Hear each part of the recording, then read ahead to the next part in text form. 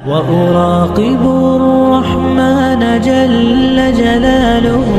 وتقدست أسماؤه وتعالى وأكون للوطن الحبيب مشيدا أنمى إليه. صحابی کی تعریف کرتے ہوئے حافظ ابن حجر رحمۃ اللہ علیہ، جنہوں نے بخاری شریف کی شرح لکھی ہے جس کو فتح الباری کے نام سے جانا جاتا ہے، انہوں نے صحابی کی تعریف کرتے ہوئے کہا کہ صحابی کہتے ہیں من لقی النبی صلی اللہ علیہ وسلم مؤمنا بہ ومات علی الاسلام، کہ صحابی وہ شخص ہے جس نے نبی صلی اللہ علیہ وسلم سے ایمان کی حالت میں ملاقات کی اور ایمان ہی کی حالت میں اس کا دنیا سے انتقال ہوا، وہ دنیا سے گیا۔ اب ایسے میں اگر کوئی صحابی نبی صلی اللہ علیہ وسلم سے ایک پل کے لیے، ایک لمحے کے لیے، ایک منٹ کے لیے ملاقات کرتا ہے تو ایسے میں اس شخص کا نام صحابی کے زمرے میں ہوگا، گویا کہ وہ نبی صلی اللہ علیہ وسلم کے ساتھی ہیں، صحابی ہیں۔ میرے بھائی اور دوستو، صحابہ کرام وہ ہیں جنہوں نے ہر حال میں نبی صلی اللہ علیہ وسلم کا ساتھ دیا ہے۔ صحابہ کرام وہ ہیں جو پریشانی میں، دکھ میں، مصیبت میں نبی صلی اللہ علیہ وسلم کے ساتھ رہے ہیں۔ آپ کو صحابہ کا اگر مقام و مرتبہ سمجھنا ہے تو آئیے میں آپ کو قرآن کریم کی اس سورت کی طرف لے کر کے چلنا چاہتا ہوں جس سورت کے اندر اللہ رب العالمین نے صحابہ کرام کی فضیلت کے بارے میں تذکرہ کیا ہے، بیان کیا ہے۔ وہ سورت ہے سورۃ الفتح، جو کہ 26 پارے کے اندر موجود ہے۔ اس صورت میں اللہ رب العالمین نے صحابہ کرام کی فضیلت کو بیان کرتے ہوئے کہا محمد الرسول اللہ، محمد یہ اللہ رب العالمین کے رسول ہیں، اللہ رب العالمین کے پکے سچے رسول ہیں۔ والذین معہ، اور جو محمد الرسول اللہ صلی اللہ علیہ وسلم کے ساتھ ہیں، مراد یہاں پر صحابہ کرام، یعنی جو محمد الرسول اللہ کے ساتھ ہیں، چاہے وہ دکھ کی حالت ہو، چاہے پریشانی کی حالت ہو، چاہے جنگ کی حالت ہو، چاہے امن و سکون کی حالت ہو، چاہے غریبی کی حالت ہو، چاہے امیری کی حالت میں ہو، ہر حال میں وہ محمد الرسول اللہ صلی اللہ علیہ وسلم کے ساتھ رہا کرتے تھے۔ والذین معہ، اسی لیے اللہ رب العالمین نے کہا جو آپ کے ساتھ ہیں ان کے بارے میں بیان کرتے ہوئے فرما دیا، کیا فرمایا؟ اشداء علی الکفار، یہ محمد الرسول اللہ کے جو صحابہ ہیں یہ کافروں پر انتہائی زیادہ سخت ہیں، ان کے دل کے اندر ان لوگوں کے خلاف ایک قسم کی نفرت پائی جاتی ہے جو اللہ اور اس کے رسول کو برا بھلا کہتے رہتے ہیں، جو قرآن و حدیث کے خلاف زہر اگلا کرتے ہیں، جو میرے آقا کو گالی گلوچ دیا کرتے ہیں، ان کے بارے میں اللہ رب العالمین نے بیان کیا کہ یہ صحابہ کرام ان کے اوپر بہت سخت ہیں، یعنی سختی سے ان کا مقابلہ کرتے ہیں۔ لیکن جب آپس کی بات آتی ہے تو آپس کی بات کے بارے میں اللہ نے کہا رحماء بینہم، یہ محمد الرسول اللہ کے صحابہ ایسا نہیں ہے کہ وہ ہمیشہ سختی کا ہر انسان کے ساتھ مظاہرہ کرتے ہیں، صرف کفار و مشرکین کے ساتھ سختی کے ساتھ پیش آتے ہیں، لیکن جب مومنوں کا معاملہ آتا ہے تو آپس میں رحم دلی کا ثبوت دیتے ہیں، انتہائی زیادہ رحم دل ہو جاتے ہیں، اپنے دل کو نرم کر لیتے ہیں۔ وہ صحابہ کرام جو کفار و مشرکین کے لیے سختی کا سامنا کرتے ہیں، سختی کا مظاہرہ کرتے ہیں، وہی صحابہ کرام جب مومنوں کی بات آتی ہے تو بالکل نرم دل ہو جاتے ہیں، نرمی کے ساتھ ان سے پیش آتے ہیں۔ اللہ رب العالمین نے کہا کہ آپ ان کو دیکھو گے کہ یہ صحابہ کرام ہمیشہ رکوع اور سجدے میں رہتے ہیں۔ رکوع اور سجدے میں رہنے کا مطلب یہ ہے کہ یہ صحابہ کرام ہمیشہ اللہ رب العالمین کی عبادت و بندگی کرتے ہیں، ہمیشہ اللہ رب العالمین کی عبادت و بندگی میں مشغول رہتے ہیں۔ تو کیا اس کا مطلب یہ ہوا کہ نعوذ باللہ صحابہ کرام کے اندر ریاکاری پائی جاتی تھی؟ کیا صحابہ کرام دکھاوے کے لیے نماز پڑھا کرتے تھے کہ وہ صحابہ کرام ہمیشہ رکوع اور سجدے میں رہا کرتے تھے؟ نہیں نہیں، ایسی کوئی بات نہیں ہے، بلکہ صحابہ کرام کا مقصد ایک واحد تھا، تنہا ایک مقصد تھا۔ اس مقصد کو لے کر کے صحابہ کرام رکوع اور سجدے میں رہا کرتے تھے، مطلب یہ کہ پانچوں نمازوں کو پابندی کے ساتھ پڑھا کرتے تھے اور نوافل کے پڑھنے کا بھی اہتمام کرتے تھے۔ وہ مقصد کیا ہے؟ اللہ رب العالمین نے بیان کیا، یبتغون فضلا من اللہ، کہ یہ صحابہ کرام اللہ رب العالمین کے فضل کو تلاش کرتے تھے، اللہ رب العالمین کی رضا مندی کو اور اس کی خوشنودی کو حاصل کرنا چاہتے تھے، اللہ رب العالمین کو راضی کر کے جنت کو حاصل کرنا چاہتے تھے۔ یہی وجہ تھی کہ وہ پانچوں نماز کو پابندی کے ساتھ پڑھا کرتے تھے۔ لیکن افسوس کا مقام ہے کہ وہ صحابہ کرام جو نبی صلی اللہ علیہ وسلم کے ساتھی تھے، ساتھ میں رہا کرتے تھے، وہ ایک نماز بھی نہیں ترک کیا کرتے تھے، ہمیشہ نماز کی پابندی کیا کرتے تھے، جس کی وجہ سے اللہ نے باقاعدہ مثال کے طور پر قرآن میں ان کے بارے میں بیان کر دیا کہ وہ صحابہ کرام ہمیشہ رکوع اور سجدے میں رہا کرتے تھے۔ آج ہم انہی کے نقش قدم پر چلنے والے ہیں۔ دعویٰ تو ہم کرتے ہیں کہ ہم محمد الرسول اللہ کے شیدائی ہیں، محمد الرسول اللہ کے طور طریقے پر عمل کرنے والے ہیں، محمد الرسول اللہ کے صحابہ کرام کے نقش قدم پر چلنے والے ہیں، ان کے پیچھے چلنے والے ہیں، جس طرح سے انہوں نے شریعت کے مطابق چلنے کی کوشش کی ہے۔ لیکن ہمارا عمل نماز کے سلسلے میں بالکل ڈھیلا پڑ گیا ہے۔ ہم نے تو صرف اپنے آپ کے بارے میں یہ سوچ لیا ہے کہ جمعہ کے دن نماز پڑھنے کے لیے آئیں گے، یہی ہماری کامیابی کے لیے کافی ہو جائے گا، جبکہ صحابہ کرام نے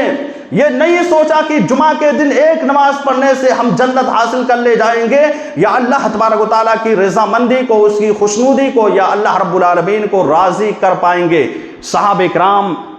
کہ دل کے اندر یہ سوچ ہی نہیں پیدا ہوتی تھی۔ یہی وجہ تھی کہ وہ پانچوں نمازوں کے پڑھنے کا اہتمام کیا کرتے تھے۔ میرے بھائی اور دوستو، تو اللہ رب العالمین نے جو ان کا مقصد تھا اس مقصد کو بیان کیا کہ صحابہ کرام اللہ تبارک و تعالیٰ کی خوشنودی کو حاصل کرنا چاہتے تھے، لیکن اس کے باوجود بھی اللہ تبارک و تعالیٰ نے محمد الرسول اللہ کے صحابہ کا امتحان لیا، جانچا اور پرکھا کہ کیا حقیقت میں ان کے دل کے اندر وہ تقویٰ پایا جاتا ہے یا نہیں پایا جاتا ہے، کیا حقیقی معنوں میں اس طرح کی پرہیزگاری اور اس طرح کا تقویٰ صحابہ کرام کے دلوں کے اندر موجود ہے یا نہیں موجود ہے۔ اس کا امتحان بھی اللہ نے لیا۔ مثال کے طور پر جیسے آپ کا بچہ کسی کالج میں کسی اسکول میں پڑھتا ہے، اس بچے کو سال میں 2-3 ایگزام دینا پڑتا ہے، امتحان دینا پڑتا ہے۔ وہ بچہ اس ایگزام کے لیے محنت کرتا ہے، مشقت کرتا ہے، اپنی رات کی نیند کو برباد کر کے تیاری کرتا ہے۔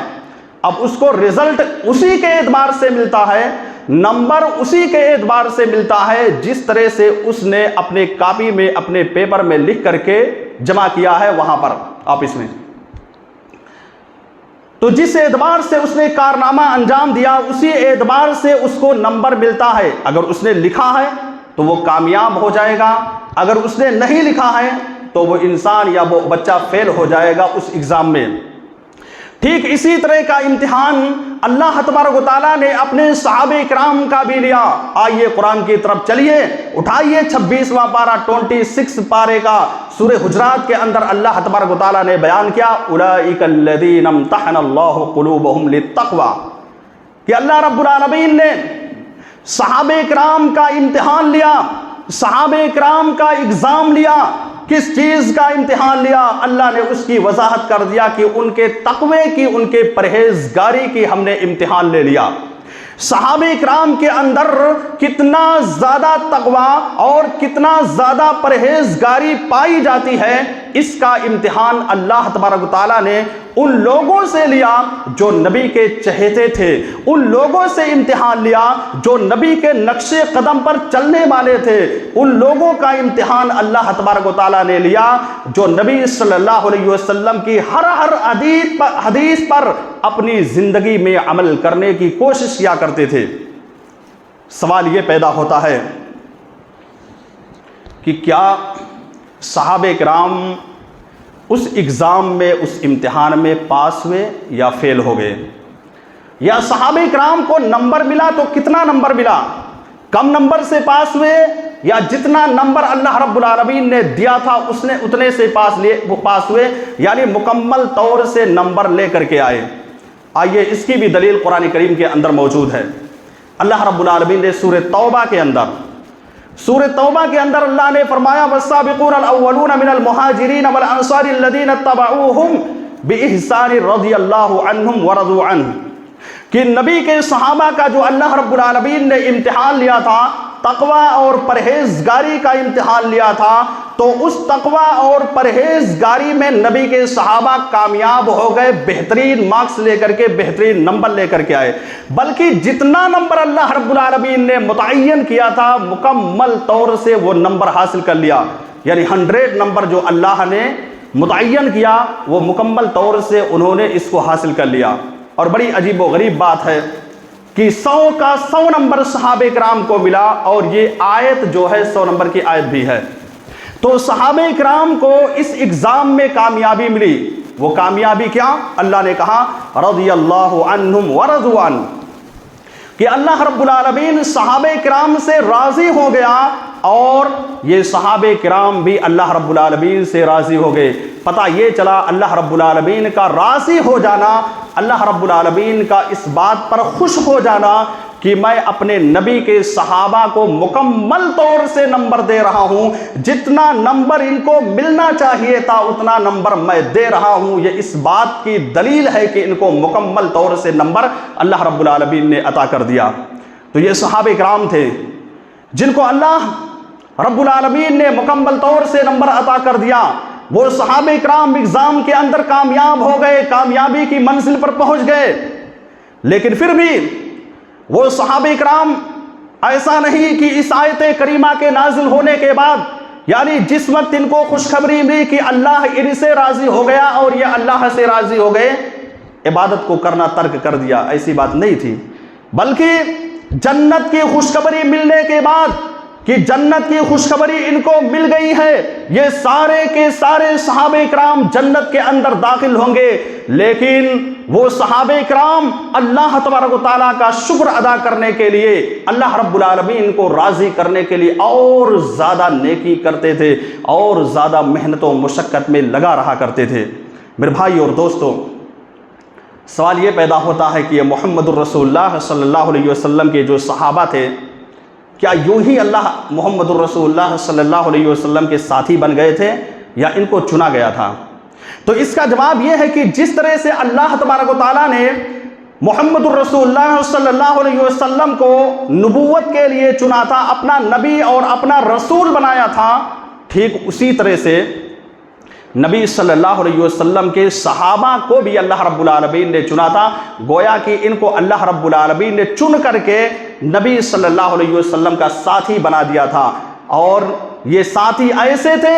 جو کبھی بھی نبی صلی اللہ علیہ وسلم کا ساتھ چھوڑ کر کے جانے والے نہیں تھے، وہ ہر حال میں محمد الرسول اللہ کے ساتھ رہا کرتے تھے، کوئی پریشانی آ جائے، کوئی دقت آ جائے، ہر حال میں وہ ڈٹ کر کے مقابلہ کیا کرتے تھے نبی صلی اللہ علیہ وسلم کے ساتھ رہ کر کے۔ تو یہ صحابہ کرام تھے جو نبی کے نقش قدم پر چلنے کی کوشش کیا کرتے تھے۔ میں آپ کے سامنے غزوہ بدر کا وہ واقعہ، جب نبی صلی اللہ علیہ وسلم مکہ سے ہجرت کر کے مدینہ منورہ گئے تھے، وہ مکہ جس مکے کے اندر نبی صلی اللہ علیہ وسلم رہ رہے تھے، جب کفار و مشرکین نے میرے آقا جناب محمد الرسول اللہ کو مکے سے نکال دیا، تو نبی صلی اللہ علیہ وسلم مدینہ جاتے ہوئے بار بار پلٹ کر کے مکے کی طرف دیکھتے تھے اور اپنی آنکھوں سے آنسو بہاتے تھے، یہ کہتے ہوئے کہ اے مکے کے لوگوں، اے مکہ، میرے دل کے اندر تیری محبت بہت ہی زیادہ پائی جاتی ہے، اے مکہ، میں اس جگہ پر پیدا ہوا ہوں، میں اس بستی کو چھوڑنے کے لیے تیار نہیں ہوں، لیکن یہ دشمنان اسلام مجھے اس بستی سے نکال رہے ہیں، مکے سے نکال کر مدینہ کی طرف بھیجنے پر مجبور کر دیا ہے، اے بستی میں تجھ کو چھوڑنے کے لیے تیار نہیں، میرا دل گوارا نہیں کر رہا ہے کہ میں اس جگہ کو چھوڑ کر کے چلا جاؤں۔ تو جب نبی صلی اللہ علیہ وسلم مدینہ منورہ پہنچتے ہیں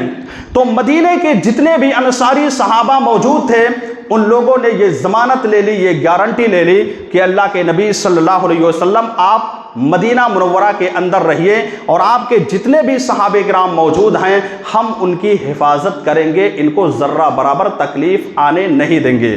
یعنی کوئی بھی آپ کے صحابہ کرام پر یا آپ کے اوپر حملہ نہیں کر سکتا ہے، ہر حال میں آپ کی حفاظت کرنے کے لیے ہم تیار ہیں۔ یہ ایگریمنٹ صحابہ کرام یعنی انصاری صحابہ کرام نے نبی کے سامنے کر دیا کہ آپ بے فکر ہو کر کے مدینہ منورہ کے اندر رہیے۔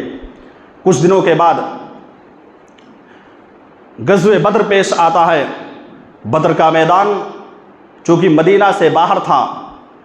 تو بدر کی جنگ جب پیش آتی ہے نبی صلی اللہ علیہ وسلم کھڑے ہو جاتے ہیں اعلان کرنے کے لیے کہ اے میرے صحابہ کرام، کون کون ہے جو اس جنگ میں جانے کے لیے تیار ہیں؟ مہاجرین صحابہ میں سے اکثر و بیشتر بلکہ سب تیار ہو جاتے ہیں، لبیک کہہ دیتے ہیں کہ اللہ کے نبی ہم ان کفار و مشرکین سے چل کر کے جنگ کرنے کے لیے تیار ہیں۔ لیکن انصاریوں میں سے کسی نے اٹھ کر کے جواب نہیں دیا۔ نبی صلی اللہ علیہ وسلم پریشان ہو گئے کہ کیا وجہ ہے کہ یہ لوگ جواب نہیں دے رہے ہیں جانے کے لیے۔ تو اس کی وجہ یہ تھی کہ انہوں نے نبی صلی اللہ علیہ وسلم کی حفاظت کی اور صحابہ کرام کی حفاظت کی ذمہ داری لی تھی کہ آپ مدینے کے اندر رہیے، ہم آپ کی حفاظت کریں گے، آپ کو کچھ ہونے نہیں دیں گے۔ اور جو جنگ ہو رہا تھا جنگ بدر وہ مدینے سے تھوڑا ہٹ کر کے ہو رہا تھا، تو اپنے وعدے میں وہ لوگ بالکل ڈٹے ہوئے تھے کہ وعدے کو ہم کو توڑنا نہیں ہے اور اسی کے مطابق عمل کرنا ہے۔ پھر نبی صلی اللہ علیہ وسلم کھڑے ہو جاتے ہیں۔ جب کھڑے ہوتے ہیں تو حضرت مقداد بن اسود رضی اللہ تعالی عنہ، انصاریوں میں سے حضرت مقداد بن اسود رضی اللہ تعالی عنہ کھڑے ہو جاتے ہیں، کہتے ہیں کہ اللہ کے نبی صلی اللہ علیہ وسلم ہم آپ کے ساتھ ہیں، ہم موسیٰ کی قوم کی طرح نہیں ہیں کہ موسیٰ کی قوم نے جب موسیٰ علیہ السلام نے اپنی قوم سے کہا تھا کہ اے میری قوم کے لوگوں چلو تم لوگ دشمنان اسلام سے مقابلہ کرو، تو موسیٰ کی قوم نے کہا تھا فَاذْهَبْ أَنْتَ وَرَبُّكَ کہ جا اے موسیٰ تو جا اور تیرا رب جا کر کے لڑ، میں جو ہے لڑنے کے لیے تیار نہیں ہوں، ہم لوگ یہیں پر بیٹھے رہیں گے۔ یہ کہا تھا موسیٰ علیہ السلام کی قوم نے موسیٰ علیہ السلام کے سامنے۔ مقداد بن اسود نے کہا کہ ہم موسیٰ کی قوم نہیں ہے، اللہ کے نبی آپ بڑھیے اور ہم بڑھ چڑھ کر کے اس میں مقابلہ کریں گے اور وہاں پر جا کر کے ان کا جو ہے دندان شکن جواب دیں گے اور ان سے لڑائی کرنے کے لیے تیار ہیں۔ تو یہ نبی کے صحابہ تھے جو نبی صلی اللہ علیہ وسلم کی ہر حال میں آپ کو ساتھ دینے کے لیے تیار ہو جایا کرتے تھے۔ یہی وجہ ہے کہ عبداللہ بن مسعود رضی اللہ تعالی عنہ نے کہا کہ اے دنیا کے لوگوں، اگر تم اس دنیا کے اندر کسی کو اپنا آئیڈیل بنانا چاہتے ہو، اگر اس دنیا کے اندر رہ کر کے کسی کو اپنا نمونہ بنانا چاہتے ہو، کسی کے نقش قدم پر چلنا چاہتا ہے تو نبی کے صحابہ کو اپنی زندگی میں آئیڈیل بنا لے، نبی کے صحابہ کے نقش قدم پر وہ چلنے کے لیے تیار ہو جائے، وہ آدمی کامیاب ہو جائے گا۔ یہ کہا تھا عبداللہ ابن مسعود رضی اللہ تعالی عنہ نے۔ تو یہ صحابہ ہر حال میں نبی صلی اللہ علیہ وسلم کے نقش قدم پر چلنے کے لیے تیار ہو جایا کرتے تھے۔ اور آپ کو یہ بات معلوم ہونی چاہیے کہ نبی صلی اللہ علیہ وسلم کے جو صحابہ تھے وہ بالکل اینٹی وائرس کے طرح تھے کہ کوئی کمی کوئی برائی پائی جاتی تھی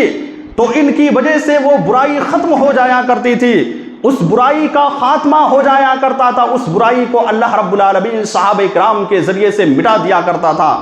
وہ صحابہ کرام جب کسی کو برائی کو دیکھتے تھے تو اس کو ختم کرنے کے لیے فوراً تیار رہا کرتے تھے۔ اسی لیے اللہ رب العالمین نے باقاعدہ کہا النجوم امنۃ للسماء، ایک مرتبہ میرے آقا جناب محمد الرسول اللہ صلی اللہ علیہ وسلم ایک مجلس میں بیٹھے ہوئے تھے، صحابہ کرام کی ایک لمبی تعداد تھی، اور اس جگہ پر جب آپ صلی اللہ علیہ وسلم موجود تھے، آپ کھڑے ہو گئے۔ کھڑے ہونے کے بعد نبی صلی اللہ علیہ وسلم نے صحابہ کرام سے کہا، چونکہ وہ رات کا وقت تھا، آپ نے کہا کہ اے میرے صحابہ کرام، کیا تمہاری نگاہوں کے سامنے یہ ستارے نظر آ رہے ہیں؟ یہ آسمان میں جو تارے ہیں تم دیکھ رہے ہو یا نہیں دیکھ رہے ہو؟ صحابہ کرام نے کہا کہ اللہ کے نبی، یہ ستارے، یہ تارے آسمان میں نظر آ رہے ہیں، ہم اس کو دیکھ رہے ہیں، کافی تعداد میں یہ ستارے نظر آ رہے ہیں۔ اللہ کے نبی صلی اللہ علیہ وسلم نے جواب دیتے ہوئے کہا کہ اے میرے صحابہ، النجوم امنۃ للسماء، یہ ستارے جب تک آسمان میں برقرار رہیں گے، یہ ستارے جب تک آسمان میں پائے جائیں گے، جب تک ان ستاروں کا موجود رہنا آسمان میں رہے گا، یہ آسمان کبھی بھی مٹ نہیں سکتا ہے، یہ دنیا کبھی بھی ختم نہیں ہو سکتی ہے، یہ دنیا کبھی بھی برباد نہیں ہو سکتی ہے، یہ آسمان کبھی مٹنے والا نہیں ہے۔ لیکن اے میرے صحابہ کرام سن لیجئے کہ جیسے ہی آسمان کے یہ ستارے ختم ہو جائیں گے، آسمان کے یہ تارے جو تمہاری نگاہوں کے سامنے چمک رہے ہیں یہ ختم ہو جائیں گے، ان کا خاتمہ ہو جائے گا۔ تو اے میرے صحابہ کرام سمجھ لینا کہ اب قیامت آنے والی ہے، اب قیامت بالکل قریب آ چکی ہے، یہ نبی صلی اللہ علیہ وسلم نے کہا۔ پھر اس کے بعد جو نبی صلی اللہ علیہ وسلم نے آگے کا جملہ کہا اس کو غور سے سننے کی ضرورت ہے۔ اللہ کے نبی صلی اللہ علیہ وسلم نے کہا اتا امتی ما یوعدون، پھر اس کے بعد میری امت کے اوپر وہ چیز آئے گا جس کا وعدہ کیا جا رہا ہے، جس کا وعدہ کیا گیا ہے وہ میری امت کے اوپر آ جائے گا، یعنی اس دنیا سے امت کا خاتمہ ہو جائے گا، قیامت برپا ہو جائے گی۔ پھر اس کے بعد نبی صلی اللہ علیہ وسلم نے کہا وَأَصْحَابِي أَمَنَةٌ لِأُمَّتِي، کہ میرے صحابہ میرے امت کے لیے امین ہے، یعنی ان کی حفاظت کرنے والے ہیں۔ پھر آپ نے کہا کہ جب تک میں موجود رہوں گا، جب تک میری زندگی رہے گی، تب تک میری امت کے اوپر کوئی فتنہ نہیں آ سکتا ہے، میرے صحابہ کرام کے اوپر فرقہ بندیاں نہیں ہو سکتی ہے، اور جیسے ہی میرا خاتمہ ہو جائے گا فوراً فتنے پیدا ہو جائیں گے۔ اسی طرح سے آپ نے کہا کہ یہ صحابہ کرام جو آپ لوگ موجود ہو، سن لو، جب تک آپ اس دنیا کے اندر موجود رہیں گے تب تک میری امت کے اندر کوئی فتنہ نہیں آئے گا، ایک بھی فرقہ اس سے ہٹ کر کے پیدا ہونے والا نہیں ہے، صرف ایک ہی راستے پر عمل کرنے والے ہوں گے جب تک آپ لوگ زندہ رہیں گے، یعنی صحابہ کرام کی طرف اشارہ کیا نبی صلی اللہ علیہ وسلم نے۔ آپ نے کہا کہ جیسے ہی آپ لوگوں کا خاتمہ ہو جائے گا اس امت کے اندر مختلف فرقے پیدا ہو جائیں گے، کئی جماعتیں پیدا ہو جائیں گی، لوگ جو ہے سیدھے راستے کو چھوڑ کر کے غلط راستے پر عمل کرنے کی کوشش کریں گے، لوگ قرآن و حدیث کو چھوڑ کر کے غیروں کی باتوں پر یا ائمہ کے اقوال پر عمل کرنے کی کوشش کریں گے، قرآن کی آیتوں کو جھٹلا دیں گے، احادیث نبویہ کو بھی جھٹلا دیں گے، نبی کی صحیح حدیثیں سامنے موجود ہوں گی لیکن ماننے کے لیے تیار نہیں ہوں گے، قرآن کریم کی آیتیں ان کی نگاہوں کے سامنے ہوں گی لیکن صرف اس بنیاد پر نہیں مانیں گے کہ یہ جو آیت ہے، یہ جو حدیث ہے ہمارے مسلک سے ٹکرا رہی ہے، ہمارے مسلک کے برخلاف ہے، یہ کہتے ہوئے فوراً چھوڑ دیں گے۔ جبکہ نبی صلی اللہ علیہ وسلم کی حدیث ہے کہ انسان کے پاس جب نبی صلی اللہ علیہ وسلم کی حدیث پہنچ جائے تو فوراً ناک مون کر کے اس کو مان لینا چاہیے، یہ نہیں سوچنا چاہیے کہ ہمارے آبا و اجداد ایسے تھے، ہمارے باپ دادا ایسے تھے، بلکہ یہ سوچنا چاہیے جو ساری دنیا کا امام ہے اس کی حدیث کیا کہہ رہی ہے، جو اماموں کا امام ہے اس کی حدیث کیا کہہ رہی ہے، اسی کے مطابق عمل کریں گے تبھی جا کر کے کامیاب ہوں گے۔ جیسے نبی صلی اللہ علیہ وسلم کے صحابہ اس دنیا سے چلے گئے، اس کے بعد سے فرقے بندیاں یہ ساری چیزیں جنم لینا شروع ہو گئی، چونکہ نبی صلی اللہ علیہ وسلم نے اس کی پیشین گوئی کر دیا تھا۔ میرے بھائی اور دوستو، اب کوئی یہ بھی کہہ سکتا ہے اپنی زبان سے کہ مولانا صاحب سارے صحابہ کرام تو ایک جیسے نہیں تھے۔ میں بھی کہتا ہوں کہ ہاں، سارے صحابہ کرام ایک جیسے نہیں تھے، چونکہ اللہ رب العالمین کی وہ آیت کریمہ جو سورہ حدید کے اندر موجود ہے، اللہ رب العالمین نے اس میں صاف طور سے کہہ دیا کہ جو لوگ فتح مکہ سے پہلے دین اسلام کے اندر داخل ہوئے اور جو لوگ مکہ کے فتح ہو جانے کے بعد دین اسلام کے اندر داخل ہوئے وہ دونوں برابر نہیں ہو سکتے ہیں۔ فتح مکہ سے پہلے جنہوں نے ایمان تسلیم کیا، جنہوں نے اسلام کو قبول کیا، ان کا مقام و مرتبہ بہت ہی بلند و بالا ہے، اور فتح مکہ کے بعد جنہوں نے دین اسلام کو قبول کیا ان کا مقام و مرتبہ اتنا نہیں ہے۔ لیکن پھر بھی اللہ نے کیا کہا؟ اللہ رب العالمین نے کہا کہ رضی اللہ عنہم ورضوا عنہ، ہم ان سے راضی ہیں اور وہ اللہ رب العالمین سے راضی ہیں۔ گرچہ مقام و مرتبے کے اعتبار سے صحابہ کرام کے الگ الگ مراتب ہے، درجے ہیں، لیکن اللہ رب العالمین سب سے خوش ہے۔ جتنے بھی صحابہ کرام پائے جاتے ہیں، سارے صحابہ کرام کو دنیا کے اندر اللہ تبارک و تعالیٰ نے یہ سرٹیفکیٹ دے دیا ہے، یہ کہہ دیا ہے کہ میرے نبی کے تمام صحابہ کرام جنتی ہیں، ان کو جنت میں جانا ہے، ہم نے جنت ان کے اوپر واجب کر دیا ہے۔ اس لیے کسی کے بھی دل و دماغ کے اندر یہ سوال نہیں پیدا ہونا چاہیے کہ نبی صلی اللہ علیہ وسلم کے جو صحابہ تھے وہ ایسے تھے ویسے تھے، اس لیے کہ اللہ ان سے راضی ہوا اور وہ اللہ رب العالمین سے راضی ہو گئے۔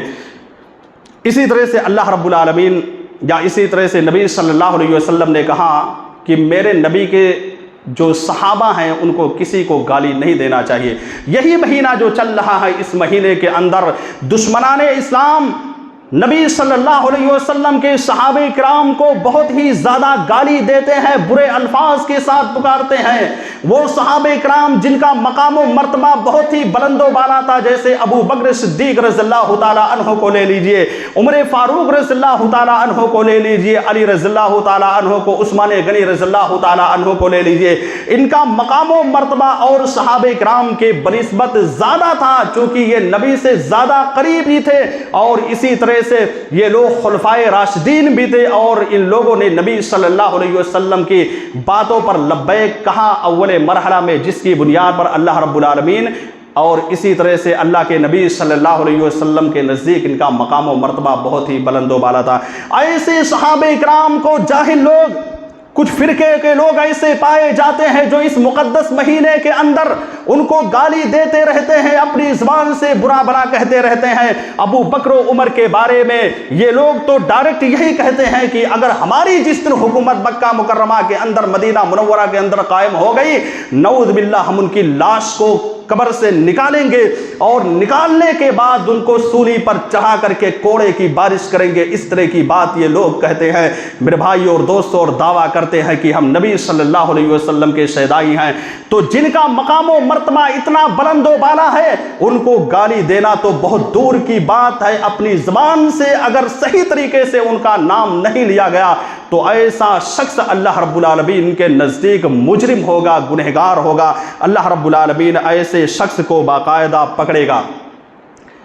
اس کی وضاحت نبی صلی اللہ علیہ وسلم نے باقاعدہ کرتے ہوئے کہہ دیا کہ یہ میرے نبی کے صحابہ، ان کا مقام و مرتبہ بہت ہی بلند و بالا ہے۔ لو ان احدکم انفق مثل احد ذهبا، اگر کوئی شخص اللہ رب العالمین کی راہ میں احد پہاڑ کے برابر بھی سونا خرچ کر ڈالے۔ احد پہاڑ یہ بہت ہی بلند پہاڑ ہے جو مدینہ منورہ کے اندر موجود ہے۔ اللہ رب العالمین، اللہ کے نبی صلی اللہ علیہ وسلم باقاعدہ اس کی مثال دیتے ہوئے کہتے ہیں کہ اگر کوئی احد پہاڑ کے برابر بھی سونا خرچ کر ڈالے، اگر میرے نبی کے صحابہ نے ایک مٹھی اللہ رب العالمین کی راہ میں خرچ کیا ہے، چاہے چاول ہو، سونا ہو، ایک مٹھی اگر خرچ کیا ہے، تب بھی اس کے مقام و مرتبے کو نہیں پہنچ سکتے ہیں۔ یہ صحابہ کرام کا مقام و مرتبہ ہے۔ صحابہ کرام کا مقام و مرتبہ تو یہ ہے کہ ہم لاکھ اللہ رب العالمین کی راہ میں خرچ کرتے رہیں، ہم لاکھ نمازیں پڑھتے رہے، لاکھ قرآن کریم کی تلاوت کرتے رہے، لاکھ صدقات و خیرات کرتے رہے، یا نیکی کے جتنے بھی ذریعے ہیں سب کرتے رہے، کبھی بھی ان کے مقام و مرتبے تک نہیں پہنچ سکتے ہیں۔ ارے مقام و مرتبے تک پہنچنا تو بہت دور کی بات ہے، ہم ان کے پاؤں کے دھول کے برابر بھی نہیں پہنچ سکتے ہیں۔ یہ نبی صلی اللہ علیہ وسلم کے صحابہ کرام کا مقام و مرتبہ ہے، اور شرم نہیں آتی ہے ان لوگوں کو جو نبی صلی اللہ علیہ وسلم کے صحابہ کرام کو نعوذ باللہ گالی دیتے ہیں، یہ کہتے ہیں کہ فلاں فلاں صحابی کافر ہیں، یہ کہتے ہیں کہ فلاں فلاں صحابہ کرام جو ہے فاسق ہیں، فاجر ہیں۔ میں ان سے کہنا چاہتا ہوں جو میرے نبی کے صحابہ کو کافر کہتا ہے وہ ہمارے عقیدے کے مطابق بلکہ صحیح عقیدے کے مطابق نبی کے صحابہ کو کافر کہنے والا خود کافر ہے، نبی کے صحابہ کو فاسق و فاجر کہنے والا خود فاسق و فاجر ہے۔ کیوں؟ اس لیے اس کی 3 وجہ میں آپ کے سامنے بیان کرتا ہوں۔ یہ قرآن و حدیث جو ہمارے سامنے موجود ہے، جس پر ہم عمل کرتے ہیں، جس کے مطابق ہم شریعت پر چلنے کی کوشش کرتے ہیں، یہ قرآن و حدیث ہم تک پہنچا ہے تو صحابہ کرام ہی کے ذریعے سے پہنچا ہے۔ آپ حدیثیں اٹھائیے، ان ابی ہریرہ رضی اللہ تعالیٰ عنہ، ان ابن عمر رضی اللہ تعالیٰ عنہ، یعنی پوری حدیثیں جو ہے صحابہ کرام ہی سے مروی ہیں۔ صحابہ کرام گویا کہ ان حدیثوں کو پہنچانے کا ذریعہ ہے، یہ ساری حدیثیں ہم تک پہنچی ہیں۔ ایسے میں نعوذ باللہ اگر کوئی شخص اپنی زبان سے یہ کہتا ہے کہ فلاں فلاں صحابی کافر ہو گئے تھے، فاسق ہو گئے تھے، فاجر ہو گئے تھے، تو پھر فوراً قرآن اور حدیث پر آ کر کے سوال کھڑا ہو جائے گا۔ وہ سوال یہ کھڑا ہو جائے گا کہ جب نعوذ باللہ نبی کے صحابہ ایسے تھے تو یہ قرآن صحیح نہیں ہو سکتا ہے، یہ حدیث جو ہے صحیح نہیں ہو سکتا ہے، اس طرح کا سوال لا کر کے فوراً کھڑا ہو سکتا ہے۔ اس لیے میرا اور صحیح عقیدہ یہی ہے کہ نبی کے جتنے بھی صحابہ تھے، سارے کے سارے صحابہ جو ہے نبی صلی اللہ علیہ وسلم کے نقش قدم پر چلنے والے تھے، ان کا مقام و مرتبہ بہت ہی بلند و بالا تھا۔ اور دوسری وجہ یہ ہے کہ جو لوگ نبی صلی اللہ علیہ وسلم کے صحابہ کرام کو کافر کہتے ہیں، جو لوگ نبی صلی اللہ علیہ وسلم کے صحابہ کرام کو فاسق کہتے ہیں، فاجر کہتے ہیں، مرتد کہتے ہیں، مرتد یعنی دین اسلام کو چھوڑ دینے والا، یہاں تک بھی کہہ دیتے ہیں، میرا ان سے سوال ہے کہ آئیے میرے سامنے اور قرآن کریم کی وہ آیت کریمہ اٹھا کر کے دیکھیے جس میں اللہ رب العالمین نے صحابہ کرام کو سرٹیفکیٹ دیتے ہوئے کہہ دیا رضی اللہ عنہم ورضوا عنہ کہ اللہ ان سے راضی ہو گیا اور یہ لوگ اللہ رب العالمین سے راضی ہو گئے۔ نعوذ باللہ اگر تمہارے کہنے کے مطابق ہم مان لیتے ہیں تو قرآن کریم کی وہ آیتیں جہاں پر اللہ سرٹیفکیٹ دیتے ہوئے یہ کہہ رہا ہے کہ نبی کے صحابہ سے اللہ راضی ہو گیا ہے اور اللہ رب العالمین سے وہ راضی ہو، اللہ رب العالمین ان سے راضی ہو گیا ہے، اس کا مطلب یہی ہو جائے گا کہ یہ ساری آیتیں غلط ہو جائیں گی۔ سوال اٹھ سکتا ہے نا؟ اسی لیے ہمارا عقیدہ یہی ہے کہ نبی صلی اللہ علیہ وسلم کے صحابہ برحق تھے، ان کے اندر ذرہ برابر بھی کمی اس طرح کی نہیں پائی جاتی تھی جس طرح کا الزام یہ لوگ نبی صلی اللہ علیہ وسلم کے صحابہ کرام پر لگانے کی کوشش کرتے ہیں۔ صحابہ کرام کا مقام و مرتبہ انتہائی زیادہ بلند و بالا ہے، بہت ہی زیادہ بلند و بالا ہے۔ وہ صحابہ کرام جو نبی کے نقش قدم پر چلنے کے لیے ہمیشہ تیار رہا کرتے تھے۔ حضرت ابو بکر صدیق رضی اللہ تعالیٰ عنہ کے بارے میں آتا ہے، وہ ابو بکر صدیق رضی اللہ تعالیٰ عنہ جنہوں نے نبی صلی اللہ علیہ وسلم کی بات پر فوراً لبیک کہا تھا۔ نبی صلی اللہ علیہ وسلم نے ابو بکر کے سامنے آ کر کے پیش کیا، کہا کہ اے ابو بکر اللہ نے مجھ کو نبی بنا دیا ہے، مجھ کو نبوت کی دولت سے نواز دیا ہے۔ ایک مرتبہ بیان کرتے ہیں کہ ایک جگہ پر نبی صلی اللہ علیہ وسلم صحابہ کرام کے ساتھ بیٹھے ہوئے تھے، حضرت ابو بکر صدیق رضی اللہ تعالیٰ عنہ اپنے لنگی کو، اپنے ازار کو اٹھا کر کے آ رہے تھے، ٹکنے سے اوپر تھا۔ نبی صلی اللہ علیہ وسلم نے دیکھا کہ کہا صحابہ کرام سے دیکھو ابو بکر آ رہا ہے، لگ رہا ہے کہیں پر لڑائی اور جھگڑا کر کے آئے ہوئے ہیں۔ ابو بکر صدیق رضی اللہ تعالیٰ عنہ آتے ہیں، کہتے ہیں کہ اللہ کے نبی صلی اللہ علیہ وسلم میرا اور عمر فاروق رضی اللہ تعالیٰ عنہ میں باتوں بات میں تو میں ہو گئی، جھگڑا ہو گیا۔ میں آپ کے پاس آیا ہوا ہوں، اپنی غلطی کے اوپر نادم ہوں، شرمندہ ہوں۔ اے اللہ کے نبی صلی اللہ علیہ وسلم میری مغفرت کروا دیجئے، میری معافی منگوا دیجئے۔ کچھ دیر کے بعد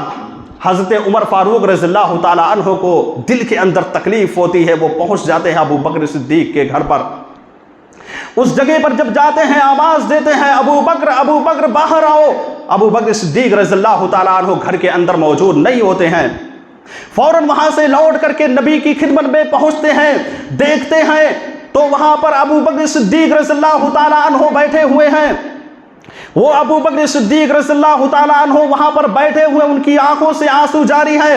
اور نبی صلی اللہ علیہ وسلم سے یہ ریکویسٹ کر رہے ہیں، یہ کہہ رہے ہیں کہ اللہ کے نبی صلی اللہ علیہ وسلم میری مغفرت کے بارے میں اللہ رب العالمین سے دعا کر دیجئے، مجھ سے معافی منگوا دیجئے۔ وہاں پر اعتراف کر لیتے ہیں، کہتے ہیں کہ اللہ کے نبی عمر کی غلطی اس میں نہیں تھی، غلطی میری تھی۔ اللہ کے نبی صلی اللہ علیہ وسلم نے عمر رضی اللہ تعالی عنہ کو بلایا، کہا کہ اے عمر کیا ایسا معاملہ تم دونوں کے درمیان ہو گیا ہے؟ عمر رضی اللہ تعالی عنہ نے کہا کہ ہاں ہم لوگوں کے درمیان میں ہو گیا لیکن غلطی میری ہے۔ تو ابو بکر نے کہا کہ نہیں، غلطی میری ہے۔ اللہ کے نبی صلی اللہ علیہ وسلم نے کہا کہ یہ ابو بکر اپنی بات میں بالکل برحق ہے، یہ ابو بکر صدیق رضی اللہ تعالی عنہ اپنی بات میں برحق ہے۔ آپ ابو بکر کو بچانا چاہتے ہیں، کوئی بات نہیں، آپ کے دل کے اندر محبت پائی جاتی ہے، آپ چاہتے ہیں کہ ان کو بچا دے، اچھی بات ہے۔ لیکن ابو بکر تو وہ ہیں کہ جن کے سامنے جب میں نے سب سے پہلے یہ پیش کیا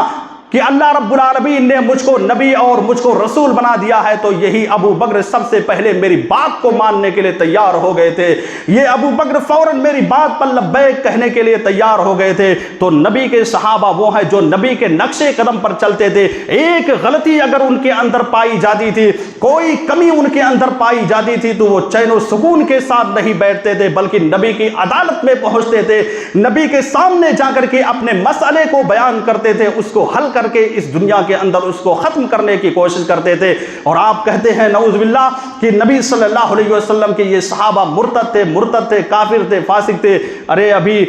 وقت ہے، اگر مرنے سے پہلے تم نے توبہ نہیں کر لیا، مرنے سے پہلے اپنے گناہوں پر نادم اور شرمندہ ہو کر کے ان صحابہ کرام کے تعلق سے جو برا بھلا اس مہینے کے اندر کہہ رہے ہو، اگر نہیں کر لیا تو یاد رکھنا کہ ایسے لوگوں کا ٹھکانہ جہنم ہوگا، جہنم کے اندر جانا پڑے گا۔ یہ نبی صلی اللہ علیہ وسلم کے صحابہ کرام کا مقام و مرتبہ ہے، اس لیے نبی صلی اللہ علیہ وسلم کے صحابہ کرام پر انگلی اٹھانے سے پہلے کافی مرتبہ ایسے لوگوں کو سوچنا چاہیے۔ اللہ رب العالمین سے دعا ہے کہ الہ العالمین ہم تمام لوگوں کو نبی صلی اللہ علیہ وسلم کے صحابہ کرام کے نقش قدم پر چلنے کی توفیق عطا فرما۔ الہ العالمین ہم تمام لوگوں کو نبی صلی اللہ علیہ وسلم کا جو طور طریقہ ہے اس کو اپنانے کی توفیق عطا فرما۔ الہ العالمین جو گمراہ لوگ ہیں، جو نبی صلی اللہ علیہ وسلم کے صحابہ کرام کی عظمت کو، ان کے مقام و مرتبے کو نہیں جانتے ہیں، الہ العالمین ان تمام لوگوں کو نبی صلی اللہ علیہ وسلم کے صحابہ کرام کی عظمت اور ان کے مقام و مرتبے کو سمجھنے کی توفیق عطا فرما۔ الہ العالمین جو لوگ گمراہ ہیں، جو لوگ سیدھے راستے پر نہیں چل رہے ہیں، الہ العالمین ان تمام لوگوں کو سیدھے راستے پر چلنے کی توفیق عطا فرما۔ الہ العالمین اس مقدس مہینے کی جو کہ حرمت والا مہینہ ہے، اس مہینے میں اللہ رب العالمین کی جو حرمت ہے اس کو پاس مد نظر رکھتے ہوئے زندگی گزارنے کی توفیق عطا فرما۔ الہ العالمین ہم میں سے جو بھی مسلمان بھائی مریض ہوں، بیمار ہوں، الہ العالمین تو ان کو شفائے کاملہ و عاجلہ عطا فرما۔ الہ العالمین ہمارے ملک کے اندر اس وقت بہت ہی بد امنی پھیلی ہوئی ہے، الہ العالمین تو اس بد امنی کا خاتمہ کر دے اور آپس میں جتنے بھی سماج کے لوگ، جتنے بھی لوگ پائے جاتے ہیں، چاہے وہ ہندو سماج سے ہوں، مسلم سماج سے ہوں یا سکھ عیسائی ہوں، سبھی کے درمیان الفت و محبت پیدا کر دے۔ الہ العالمین صحیح طریقے سے اس ہندوستان کے اندر ہم تمام لوگوں کو رہنے کی توفیق عطا فرما۔ الہ العالمین ہمارے مسلمان بھائیوں میں سے جو بھی جس بھی جگہ پر پریشان حال ہوں، الہ العالمین ان کی پریشانیوں کا تو خاتمہ کر دے۔ آمین۔ وآخر دعوانا ان الحمد للہ رب العالمین۔